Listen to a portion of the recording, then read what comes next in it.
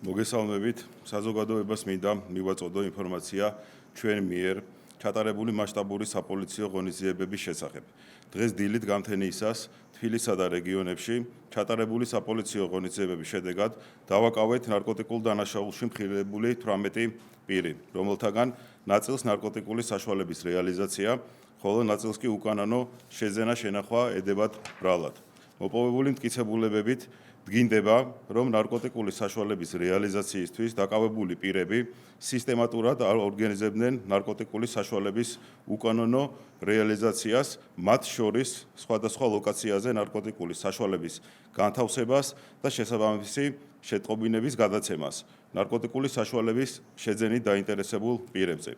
ასევე ხორციელდებოდა ნარკოტიკების რეალიზაცია ეგრეთ წოდებული ხელიდან ხელში გადაცემისა თუ სხვა მეთოდებით. პოლიციამ ნარკოტიკების უკანონო რეალიზაციის ბრალდებით დაკავებული პირებისგან მოსამართლის განჩინების საფუძველზე რამდენჯერმე განახორციელა ნარკოტიკების საკონტროლო შესყიდვა და აღნიშნული შესყიდვების ფარული აუდიო-ვიდეო ჩაწერა.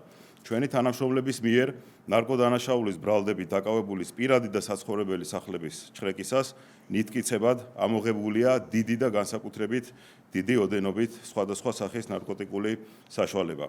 საგამოძიებო მოქმედებების შედეგად ჩვენ მიერ ნიტკიცებად ასევე ამოღებულია დაკავებულის მიერ უკანონოდ გაყიდული ნარკოტიკული საშუალებები, ნარკოტიკული საშუალების დაფასებისთვის საჭირო მასალები და სავარაუდოდ უკანონოდ მიღებული რეალიზაციის შედეგად თანხები.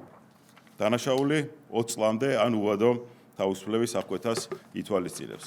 როგორც მოგეხსენებათ, ჩვენი ხელისუფლების ერთ-ერთ უმნიშვნელოვანეს პრიორიტეტს წარმოადგენს ნარკოდანაშაულის წინააღმდეგ ბრძოლა.